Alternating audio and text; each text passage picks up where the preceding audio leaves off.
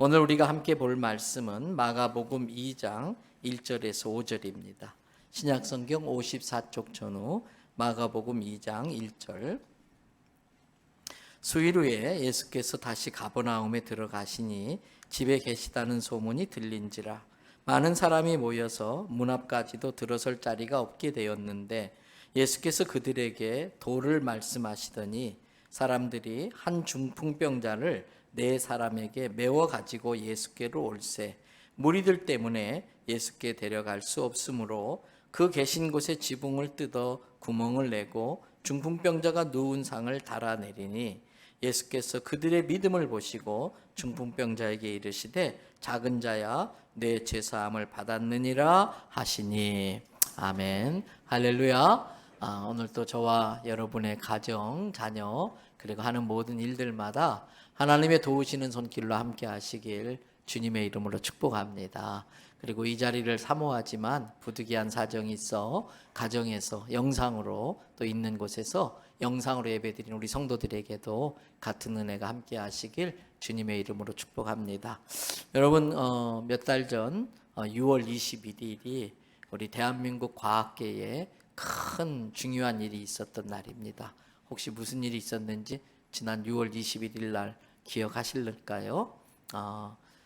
나로도라고 하는 섬에서 순수 우리나라가 독자적으로 개발한 기술을 가지고 누리호라고 하는 우주선을 쏘아서 인공위성을 정상 궤도에 안착시킨 날이 6월 21일입니다. 이 일로 인해서 우리나라는 전 세계에서 1톤급 이상의 그 사이즈 크기의 위성을 우주 궤도에다가 올려놓을 수 있는 자체적인 기술로 그렇게 할 수 있는 기술을 가진 우주 강국 7대 나라에 7번째 나라에 들어갈 수 있게 되었습니다. 2009년도에는 나로도 섬 이름을 따서 나로호라고 하는 우주선을 발사한 적이 있었지만 그때는 러시아 과학자들의 기술을 도움받아서 했습니다. 1단, 2단 로켓이었는데 그러나 그것은 무참하게 실패를 하고 말았습니다. 그리고 이제 10여 년의 시간이 지난 것이지요. 이번에 이제 순수 우리 과학자들의 기술로 그 우주선을 쏘아 올리는 쾌거를 이루게 된 겁니다. 근데 이 누리호의 성공은 하루아침에 이루어진 것이 아닙니다. 수많은 실패를 거듭하면서 얻어진 연구 결과로 개선하고 고치고 그래가지고 이룬 결과인 것입니다. 이번에 성공한 누리호도 실은 단번에 성공한 건 아닙니다. 기억하실지 모르겠습니다만 2021년 작년 10월 21일에 온 국민의 관심 속에 이 누리호를 발사했습니다. 3단 로켓을 이루어졌는데 이 위성이 궤도에 들어가서 저절로 이렇게 돌아가기 위해서는 초속 7.5km 1초에 똑딱 하는 사이에 그 엄청나게 큰 우리 교회 건물보다 건물 높이만한 이 로켓이 7.5km를 1초에 이동한다는 건 엄청난 속도지요. 그 정도 속도가 있어야 이 위성이 궤도에 들어갈 수 있다고 합니다. 그런데 1단, 2단은 잘 그 역할을 수행했어요. 1단 로켓이 쏘아 올릴 만큼 올려줬고 이어서 2단 로켓이 이렇게 연소하면서 올라가고 근데 3단 로켓이 어떤 문제가 있어서 45초 연소가 일찍 끝나버렸다고 합니다. 그래서 1초에 7.5km 가는 속도를 얻지 못해가지고 실패해버렸어요. 다행히 이제 페어링이라는 부속에 문제가 있었다는 걸 발견해가지고 이번에 그걸 계산해서 성공을 한 겁니다. 여러분 우주선을 궤도에 올려놓으려고 할 때에 가장 극복해야 될 것이 하나 있습니다. 그게 지구가 끌어당기는 힘. 그걸 뭐라고 그러지요? 중력이라고 그러지요. 그 중력을 이겨내야 됩니다. 강력한 엔진의 힘으로 지구가 끌어당기는 힘인 중력을 떨쳐버리고 또 우주선이 날아가는 그 앞에 있는 대기의 저항을 다 돌파하면서 가야만이 원하는 궤도까지 우주선을 올려놓을 수가 있는 것입니다. 여러분, 중력을 떨쳐내고 대기 저항을 돌파해내는 것. 이 돌파는 우주선에만 필요한 것이 아니라 우리 인생에도 필요한 일입니다. 인생을 살다 보면 발목을 잡는 일들이 많이 있습니다. 앞길을 막는 저항들이 많이 있습니다. 발목 잡히고 앞길을 막는 것에 막히면 아무것도 해낼 수 없습니다. 이미 잘 아시고 공감하는 것입니다마는 세상에 저절로 되는 일은 하나도 없습니다. 세상 일치고 공짜 없습니다. 세상 일에 절대 쉬운 거 없습니다. 세상 일은 온통 돌파해내야 될 일들의 천지입니다. 돌파하면 성공합니다. 돌파하지 못하면 실패합니다. 오늘 본문도 어려운 난간을 돌파해서 친구의 병을 고쳐주는 네 사람의 이야기입니다. 한 마을에 5 친구가 있었습니다. 어릴 적부터 같은 마을에서 태어나고 성장했을 겁니다. 여러 가지 개구진 장난을 치면서 이렇게 여행도 다니고 정말 좋은 친구로 지냈을 겁니다. 그런데 그 중에 한 명이 어느 날 갑자기 뒷목 잡고 쓰러졌습니다. 뇌졸중인 듯 뇌경색이든 중풍으로 쓰러진 겁니다. 꼼짝달싹 못하게 되었습니다. 친구들은 안타까워하면서 어쩔 줄 몰라 합니다. 그런데 해줄 수 있는 게 아무것도 없습니다. 요즘도 이 중풍이 만만한 병이 아닌데 그 당시 예수님 당시에는 손 쓸 길이 없었을 겁니다. 말할 것도 없습니다. 그런데 그렇게 그 아픈 친구를 보고 안타까워만 하고 있던 그 친구들에게 굿뉴스, 좋은 소식, 복음이 들려왔습니다. 어떤 소식일까요? 오늘 본문 마가복음 2장 1절을 보십시다. 같이 한번 읽어볼까요? 수일 후에 예수께서 다시 가버나움에 들어가시니 집에 계시다는 소문이 들린지라. 한번 따라 하실까요? 예수님 거기에 계십니다. 한 번 더, 예수님 거기에 계십니다. 이게 예수님께만 데려가면 이 친구가 나을 수 있다고 하는 믿음이 있는 그 친구들에게 예수님 거기에 계시다는 그 소식은 굿뉴스일 수밖에 없었습니다. 특별히 1절을 다시 한번 보세요. 거기 1절에 보니까 예수께서 그 다음 뭐라고 되어 있어요? 다시 가버나움에 들어가시니. 다시라는 표현이 나옵니다. 이 말은 지난번에도 예수님이 가버나움에 머무신 적이 있었다는 뜻이지요. 그런데 그때 어떤 사정이 있었든지 또는 그때만 해도 예수님께 대한 믿음이 없어서였는지 어떤 이유로든 이 친구를 예수님께 데려가질 못했어요. 그래서 땅을 치고 후회하게 됐다는 뜻입니다. 그러면서 동시에 이 다시라는 단어 속에 들어있는 의미는 이번 기회만큼은 놓치지 않겠다. 이번엔만큼은 어떻게 해서든 이 친구를 예수님께 데리고 가서 이 친구를 고치게 하겠다. 그 의지가 담겨있는 다시라는 단어입니다. 여러분, 은혜는 다시 시작할 수 있는 게 은혜입니다. 그 다시라는 말 속에는 지난날 어떤 삶을 살았든지 지난날 어떤 인생을 살았든지 그거 다 상관없다는 거예요. 그거 다 상관없이 지금부터 새로 시작할 수 있다는 그런 뜻입니다. 한번 받아하실까요? 오늘이 내 인생의 가장 젊은 날이다. 오늘이 내 인생의 가장 젊은 날이에요. 동시에 그렇기 때문에 오늘이 가장 빠른 날이에요. 하나님의 은혜가 있다면 지난날 어떤 삶을 살았든지 지난날 지금의 건강이 어떠하든지 하나님의 은혜로 다시 시작할 수 있다는 걸 믿으시기를 바랍니다.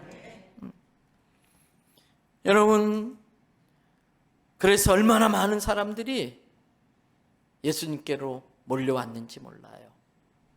이 4명의 친구들도 중풍병에 걸려 누워있는 그 친구, 모든 걸 다 포기하고 있는 친구에게 여보게 예수님께만 나가면 다시 시작할 수 있어. 다시 시작할 수 있어. 그리고 이 친구를 설득해서 데리고 가려고 합니다. 그랬더니 많은 사람들이 뭐 하는 거냐고, 지금 정신 나간 거 아니냐고, 안 된다고, 다 쓸데없는 짓이라고 말립니다. 예수에 대한 소문? 그거 다 헛소문이야. 다 그거 사기야. 원래 소문은 뻥튀기가 많어. 예수님한테 데려가도 소용없어. 안 돼. 이 병? 모르겠네, 다른 병은 고칠지. 그런데 이 병은 천하 누구라도, 예수라도 안 돼, 못 고쳐. 아니, 정신 나갔어? 이런 몸을 가진 사람을 어떻게 거기까지 데려간다는 거야? 쓸데없는 짓이야. 데려가도 안 돼.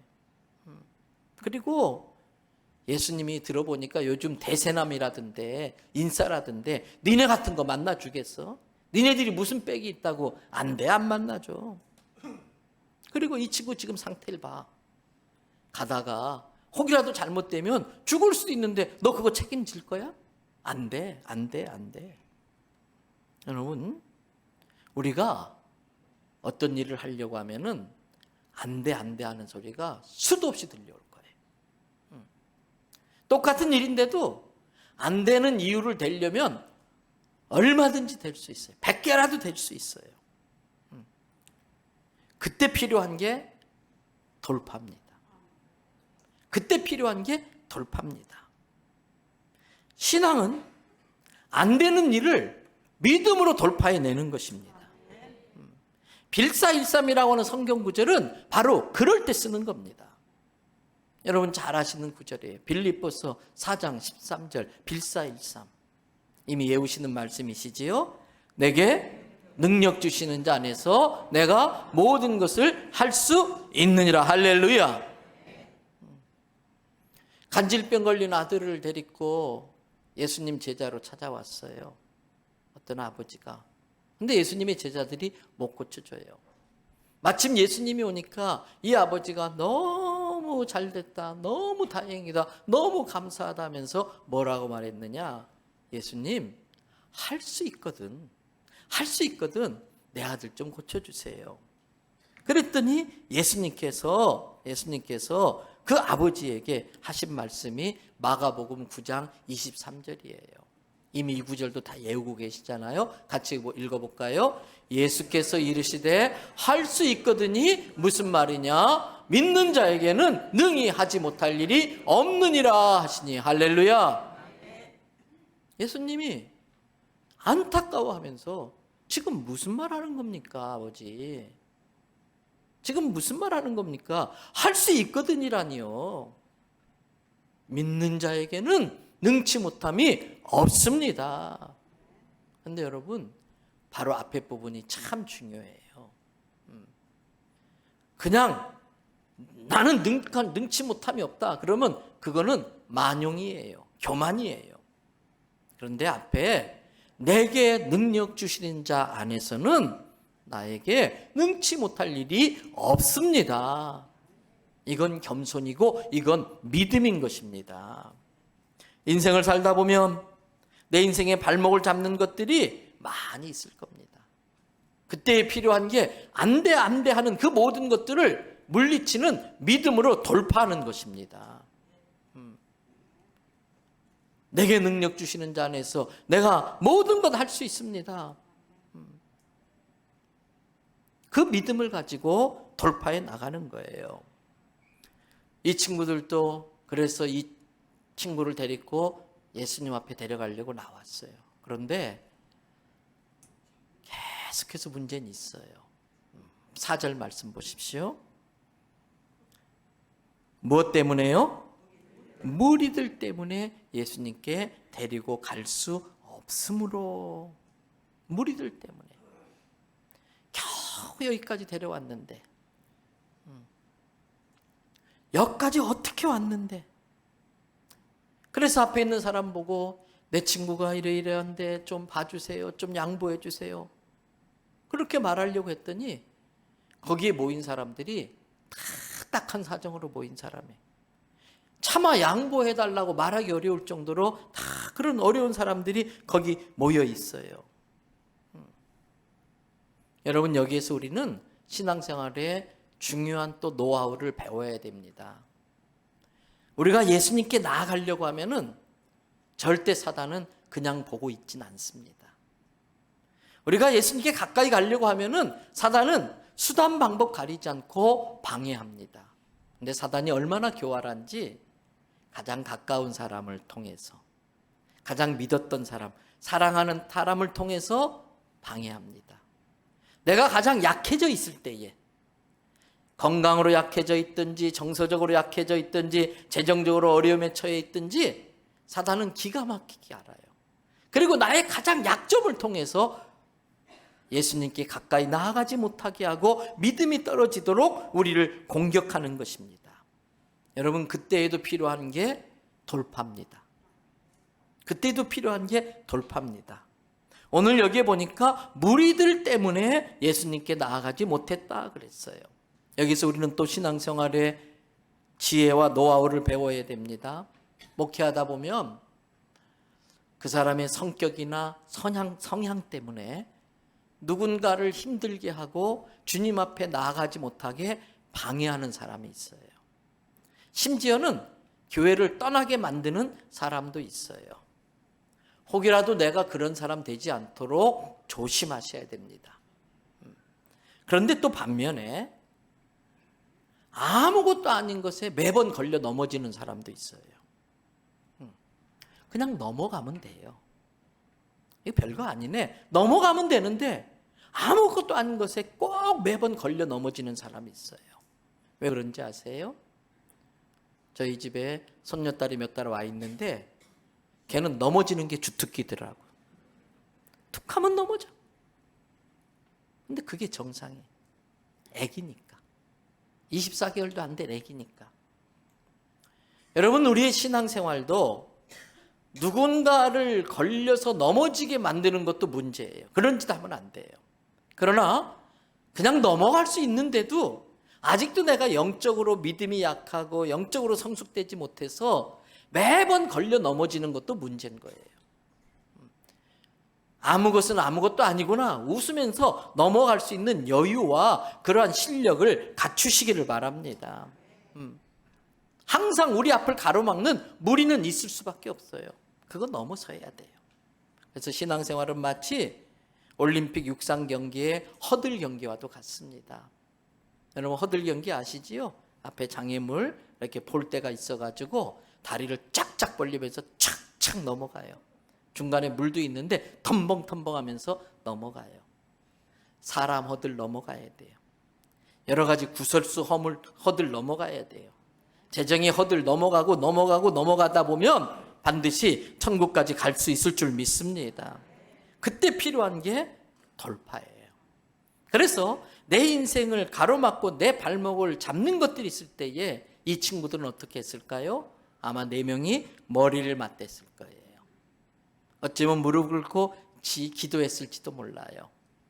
여러분, 우리가 어떤 난관을 당했을 때에 하나님 앞에 무릎 꿇고 기도하고 눈을 들어서 하늘 보면 보이지 않던 것을 보여주십니다.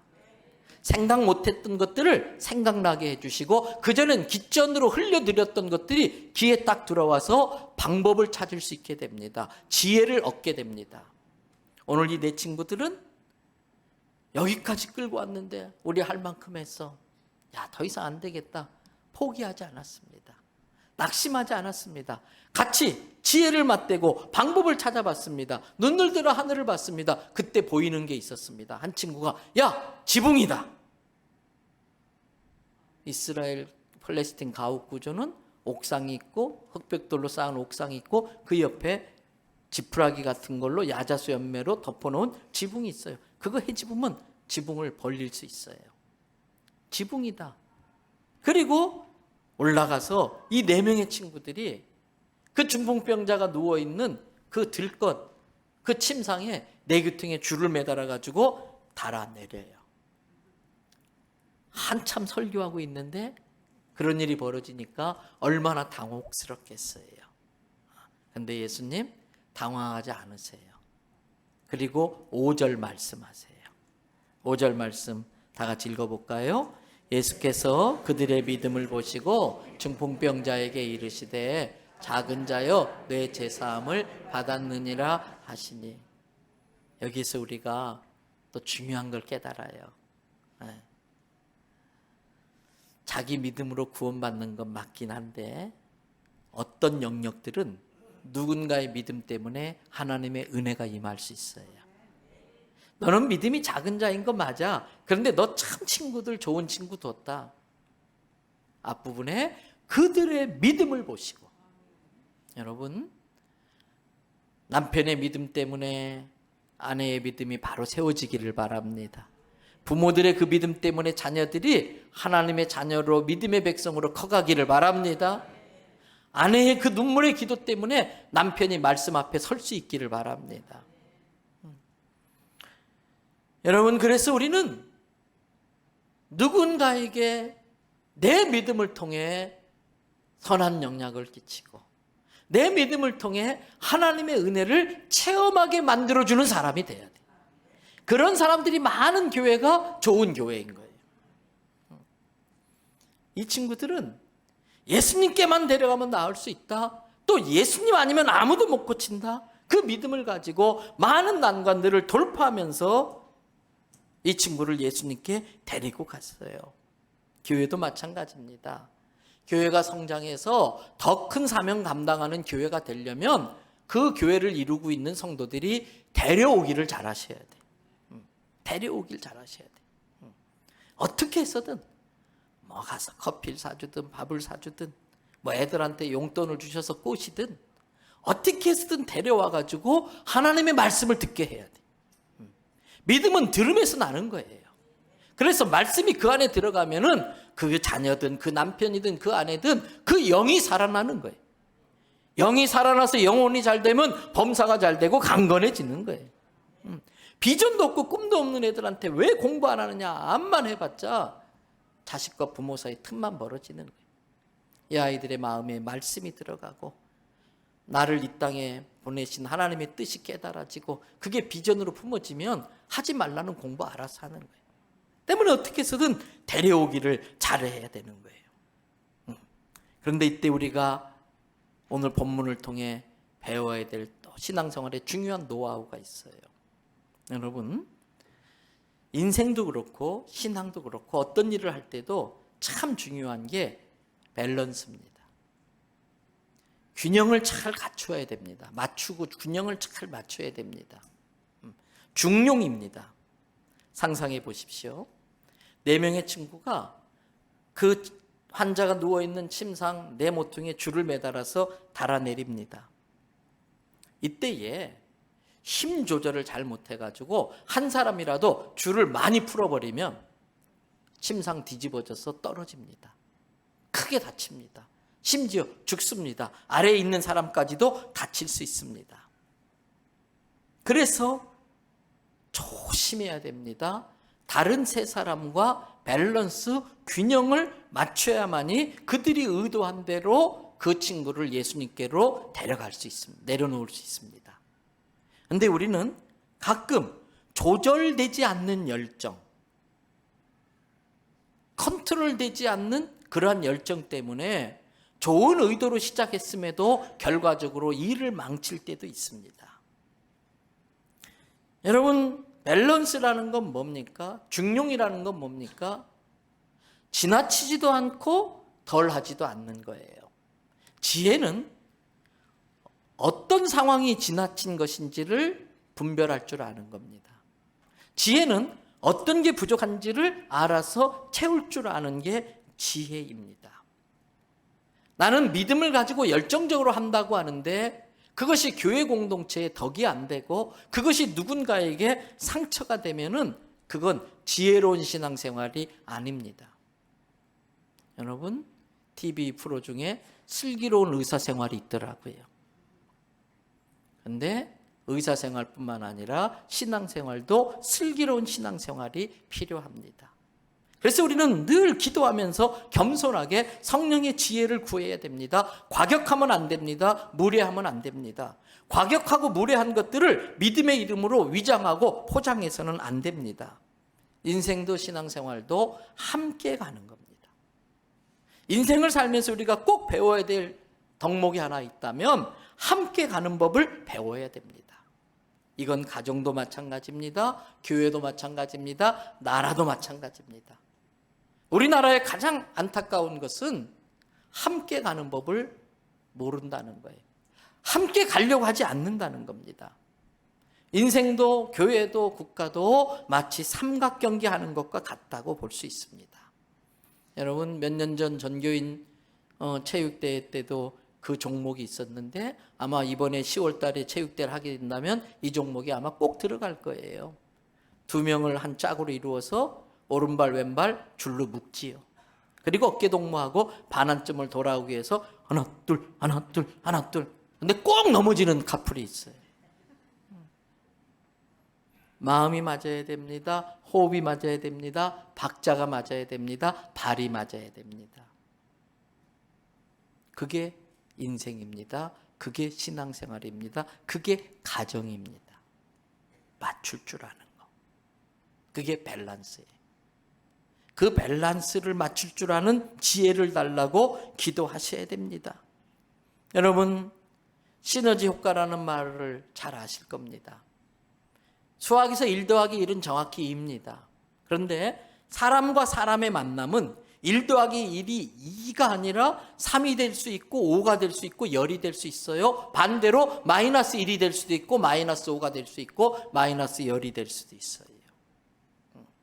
케임브리지 대학에서, 영국 케임브리지 대학에서 120개의 그룹을 만들어서 똑같은 프로젝트를 진행하는 실험을 했습니다. 일부러 교수님들이 탁월한 아이들만 모아서 몇몇 그룹을 다시 따로 그 아이들만 모아서 그 프로젝트를 진행하게 했어요.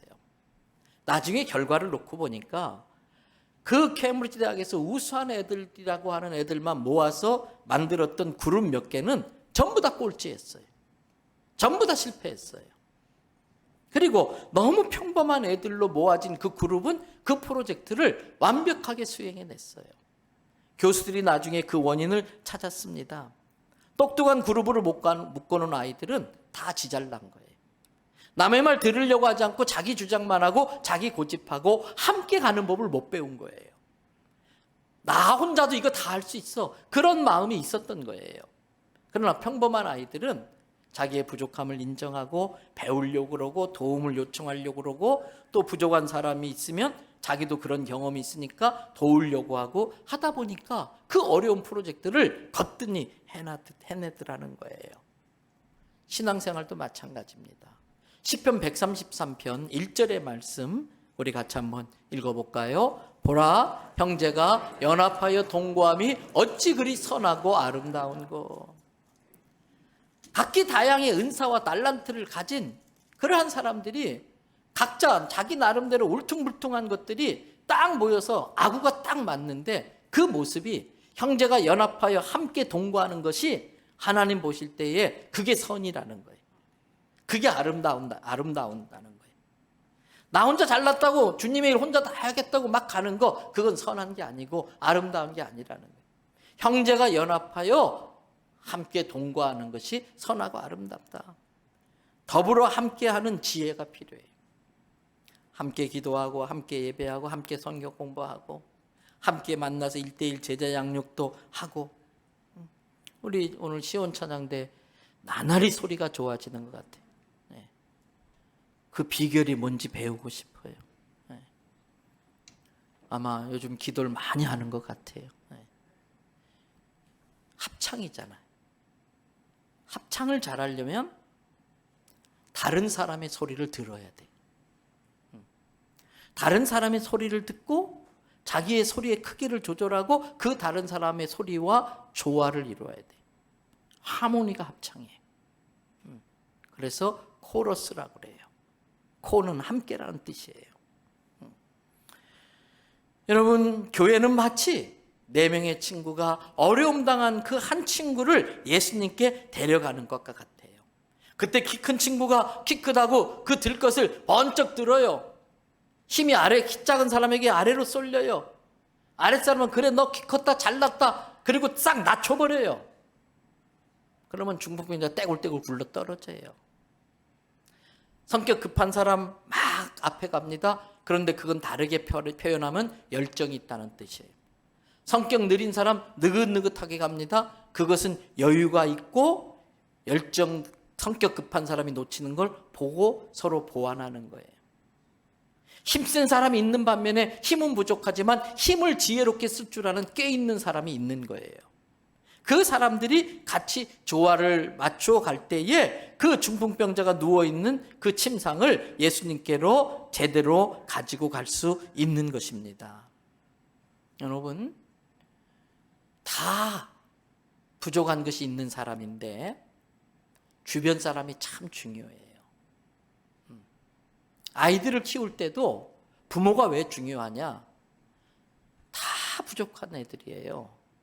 그런데 그걸 기다려주고 이해해주고 격려해주고 지혜롭게 조언해주고 그러면서 자기의 부족함을 깨달으면서 그 부족한 부분을 발전시켜 나가면 아이는 균형 잡힌 건강한 아이로 성장할 수 있는 것이지요. 여러분, 말씀 마무리하려고 그래요. 한번 받아십시다. 함께하면 돌파할 수 있습니다. 다시 한번 함께하면 돌파할 수 있습니다.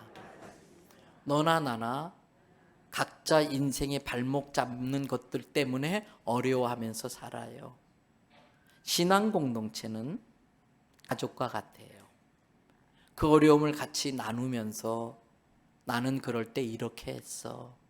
나는 그럴 때 이렇게 했더니 풀렸어. 지혜를 나누어 주고 부족한 믿음을 내 믿음으로 채워주고 격려하고 위로하고 함께 가는 거예요. 가정에도 부부가 함께 가야 돼요. 그래야 아이들이 잘 그 침상에 올려져 있는 아이들이 안전하게 끝까지 갈 수 있어요. 본의 아니게 믿음이라는 이름으로 열정이 과해서 누군가의 마음에 아픔을 줄 수 있고 힘들게 한 적은 없었는가 자기를 돌아보세요. 그리고 주님 앞에 겸손히 지혜를 구하세요. 어떤 지혜? 밸런스를 맞추는 지혜, 함께하는 지혜. 그래서 우리 대연성결교회라고 하는 이 침상이 이 세상에 많은 중풍병자를 실어서 예수님께로 잘 데려갈 수 있는 우리 교회와 성도 되기를 주님의 이름으로 축복합니다.